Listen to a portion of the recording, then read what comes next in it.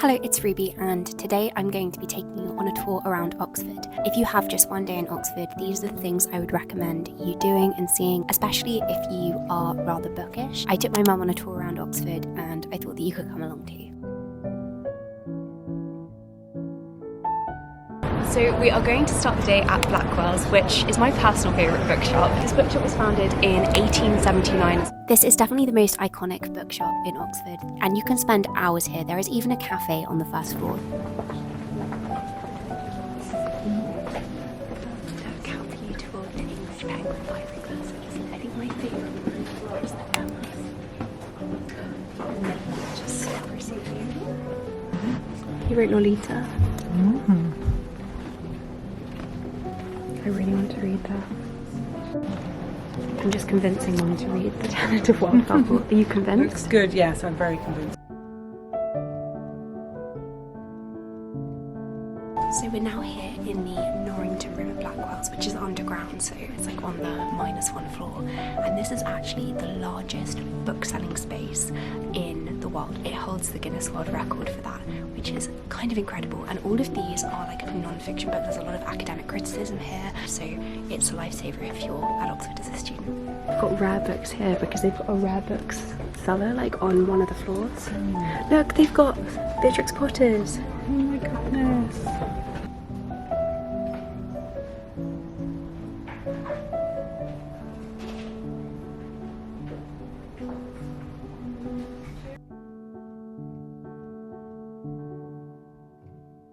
What are your favourite 3 books on this shelf? So definitely that. I love that. Also very good. To be fair, I don't actually think I've read many of these. So next we're going to go to the Weston Library, which is this building behind me here. So it was built in the 1930s to house more of the books because there were just so many books at Oxford and they didn't know where to put them all. And the architect very cleverly kept the height of the building in line with other ones in Oxford so it wouldn't disrupt the skyline and the view of Broad Street. Instead, to store all of the books, he dug underground. So underneath us there are thousands of books, and mainly in this library rare books are stored. So this is where you've got all of the coolest manuscripts and printed books in Oxford.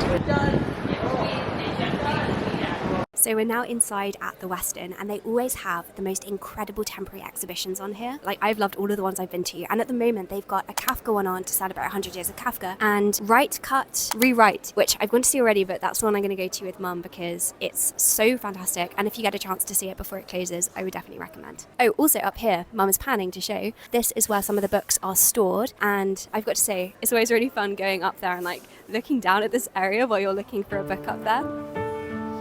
Gregor!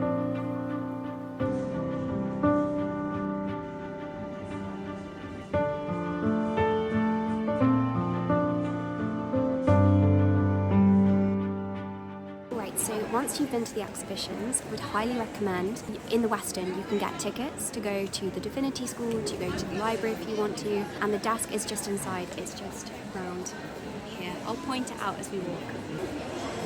So the desk is just there. Alright, so next we are going to turn down Cat Street, and you will quickly see one of the most famous architectural designs in Oxford. It's the bridge at Hertford College. This is often called the Bridge of Sighs and linked to the more famous one in Venice, but actually this one was only completed in 1914. So obviously the next important thing on the list of things to do in Oxford is to go to the Bridge of Sighs and sigh underneath it. Now your turn. Now, of course, and perhaps most importantly, are the Bodleian libraries, which, as the sign for silence indicates, are working libraries, and I don't think you could take a trip to Oxford and not visit here. So the Bodleian Library is a legal deposit and has been for 400 years, which means that every time a book is published in the UK, the author, the publisher, is legally obligated to send a copy to the Bodleian Library. And as a result, there is an astonishing number of books held in this library. The Bodleian Library holds 13 million books, and obviously this library, although vast, is not large enough to store that many. So a lot of the books are stored off-site, and if as a student you want it, you would then like put in a request and then they deliver it from off-site. And they actually have deliveries 2 times a day, so it's very, very quick as well, which is kind of amazing. Sometimes people are surprised to hear that the Bodleian Library is not actually a lending library, so you can't like borrow a book for a week or something like you would with a public library. And this has been the case for over 400 years. Actually in 1645, King Charles I tried to borrow a book and even he wasn't allowed to, so books can only be read here at the library itself. And there is also a statue in the very middle of this quadrangle, and this is William Herbert, whose daughter-in-law was actually Mary Sidney Herbert, who is an excellent writer. Her translations are some of my favourites, and I think her translations of the Psalms are the best that you can read. So now we find ourselves in the absolutely beautiful Divinity School at the Bodleian Library. This is now used as an event space, and you might recognise it from Harry Potter because this is the hospital wing from Hogwarts, but also where they practice for the Yule Ball with Professor McGonagall. And back when Oxford only taught theology and divinity, this was one of the classrooms for that, hence the name. And actually above us is the oldest library in Oxford, the Duke Humphreys Library.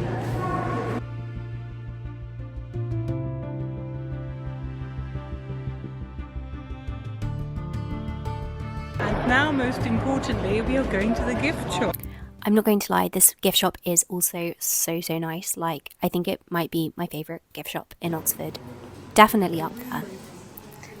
They've just got so many lovely little curiosities, and I love how everything is slightly bookish and literary. That's pretty. That's so nice. Oh my gosh, and David Pearson is fantastic. Look at that. It's so cute. And this here is St Mary's Church, which is actually originally where books were stored for the library, and then they ran out of space because obviously there isn't that much room in the church to store books, which is when they built the Bodleian Library. It still is open as the University Church, and we are going to go inside in just a minute, but here is a sneak preview.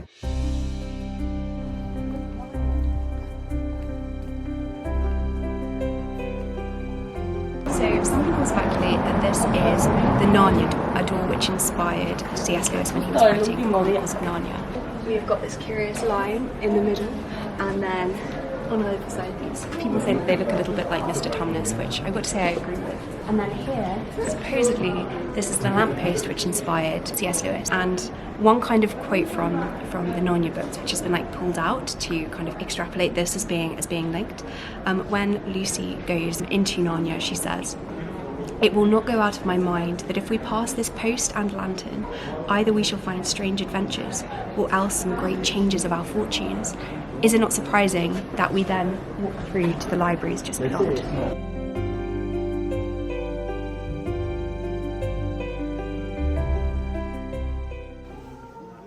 So we're now here in St Mary's Church, and this is the official church of the university. There is a long rich history here because it was founded in 1320, but most significant, I would say, but most interesting perhaps, is John Henry Newman, who was of course one of the founders of Anglo-Catholicism in the late 1890s. He was a preacher at St Mary's from 1828, I believe. I'll have to double check that. And it was actually thanks to him that stained glass windows were commissioned, because before that they'd been taken out to fit with plain Protestant architecture. So these windows here, which you can see behind, they were added in the late 19th century by Kemp, and I think you'll agree that they're absolutely glorious.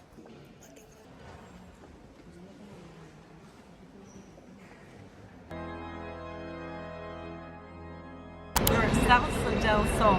Look at this. Delicious. So it's a build your own salad place, and it's right on High Street, which is also wonderful.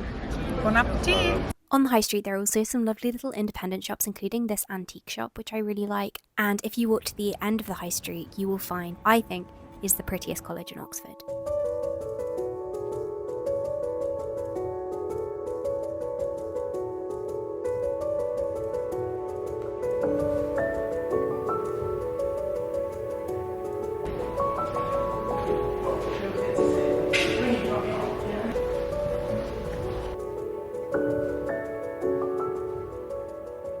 Okay, so we're here at Magdalen College, which is my personal favourite. I think it's really beautiful. And this here is the deer park.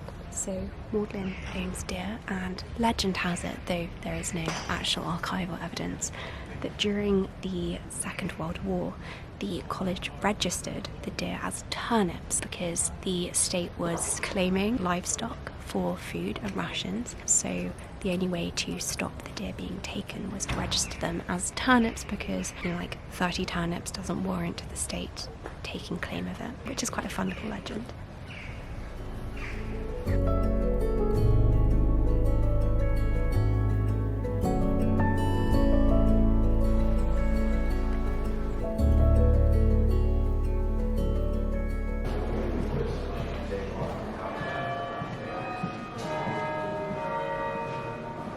We're now walking from Magdalen College down to Christchurch, and the best way to get there is down Merton Street. Magdalen College is actually also absolutely beautiful and well worth visiting. William Morris was actually known to have loved Merton Chapel. He visited it frequently and is thought to have inspired some of his artwork. So we're now here at Christchurch College, which is the largest college at Oxford and also the one where Lewis Carroll studied. So Lewis Carroll, of course, wrote Alice's Adventures in Wonderland, and he was also a fellow here. He studied and taught maths here, which is just extraordinary in its own right, the fact that he did so many different things. Now, rather unfortunately, Christchurch was actually closed to visitors the day that I visited with my mum, so this is me on a different day and I came to just look around the college properly. The architecture, again, is just gorgeous. This, for example, is their dining hall, and the paintings are truly incredible when you look at them closely. So that's King Henry VIII, and then there is also Queen Elizabeth. And the staircase leading up to the dining hall is simply iconic. As you can probably gather, this here is the staircase where they filmed Harry Potter and the Philosopher's Stone.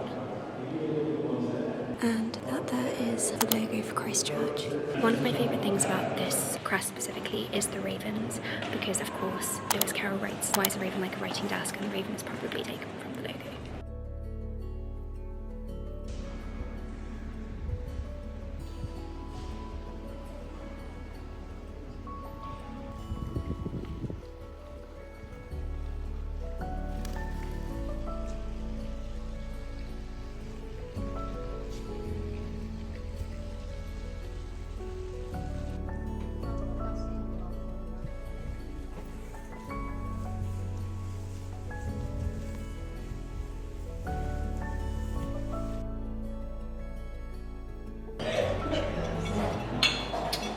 So then if by this time you are feeling like some caffeine to get you through the rest of the day, I would recommend the Independent Cafe, which is just opposite from Christchurch. They do such amazing matcha lattes and also very good almond cappuccinos, which is what my mum had, and iced almond lattes, which is what I had. Now, the other thing which is quite famous for Oxford is the Cupboard Market, which is actually celebrating 250 years this year, and one of my favorite parts is these hanging lantern figures of the Alice in Wonderland characters. But everything in here is independent. You could get good food, good coffee. They've got lots of little gift shops. I also love how they always decorate the postbox in the very middle, and this florist is also beautiful, and some of the flowers are actually also very well priced if you are looking for flowers.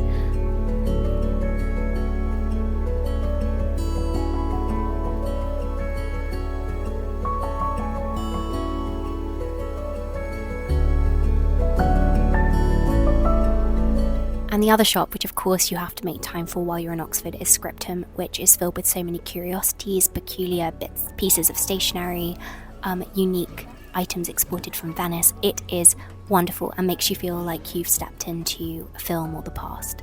But that is the end of this tour of Oxford. I did try to keep it manageable because Oxford is so beautiful that you just want to walk around it. You want to soak up the atmosphere and the magic, and ticking things off doesn't always allow you to do that. But I hope that this provides the top things, the most magical things to see while you are visiting if you only have a day. I have missed off so many things like the Natural History Museum, for example, which I would highly recommend. But still, I hope that in some way this video is useful if you're planning a trip.